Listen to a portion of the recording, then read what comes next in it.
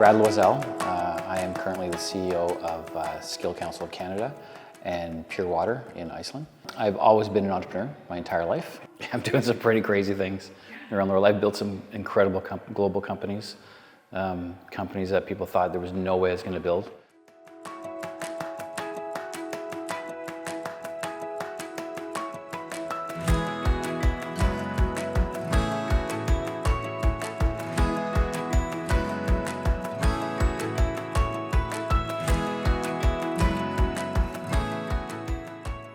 I changed my focus from trying to make money because my main goal was how do I get myself out of poverty and how do I build something that I can provide for a family.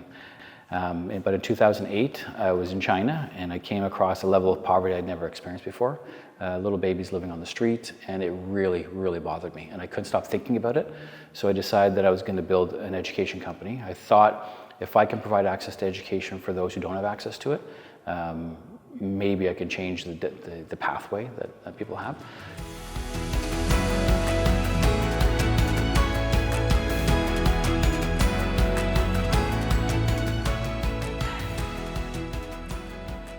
Built Skill Council of Canada, which we're running right now, so that's across the country in Africa and some other countries.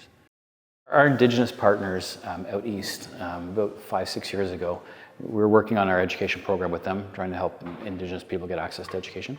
They asked us, they realized that I was able to figure out problems, and usually on a large scale, which is great. They asked if I could help them with water sovereignty and water access, clean drinking water. I looked at this and thought, okay, how do we solve this? The biggest thing I always looked at is how do you provide access? Access to education, all types of education. Access to water is very simple, it's water. It's one product. But then I was thinking, how do we find an abundance of water? And one of our Indigenous partners recommended Iceland. And I came to realize that Iceland not only has an abundance, it has more water than the planet needs for every person. So I started thinking about it a lot more. I thought, wait a minute, let's not just solve access for Indigenous people, let's try and create something that we can solve for our planet.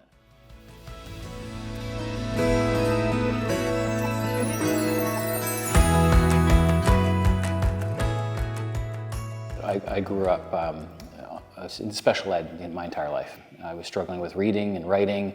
To every lunch, go into a computer lab and try and learn how to reread. And ironically enough, this program actually became Hooked on Phonics. I was one of the pilot kids for that program. So I go in and I do this every day. And this teacher, I think his name was Mr.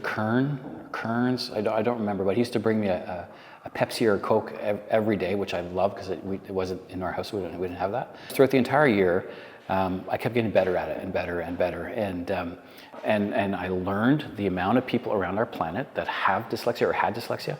Albert Einstein, Graham Bell, Steve Jobs, if you look at all the major inventors or creative people around the world that solved massive problems, most of them had dyslexia. I always thought dyslexia was a disability. We think differently. Because we think differently, we learn differently. When I look back at it now, I look at all the lessons I've learned and the resiliency it created in me. Because even though I struggled every day for the longest period when I was younger, I started realizing that all these teachers, like that Mr. Kearns teacher, he took time out of his own lunch to spend an entire year with me to teach me, to help me, which amazing. And there's other teachers there that I remember, Mr. Zopel, Mr. McDonald, who I believe became a principal. There was a bunch of these teachers, Mr. Kelly, who was my music teacher. These individuals were really, really good with me. Like they went the extra mile. Most people in my school didn't know that I moved out when I was 16. So I was living on my own in a small apartment, going to school with barely any food. Like there was lots of challenges that I was struggling with.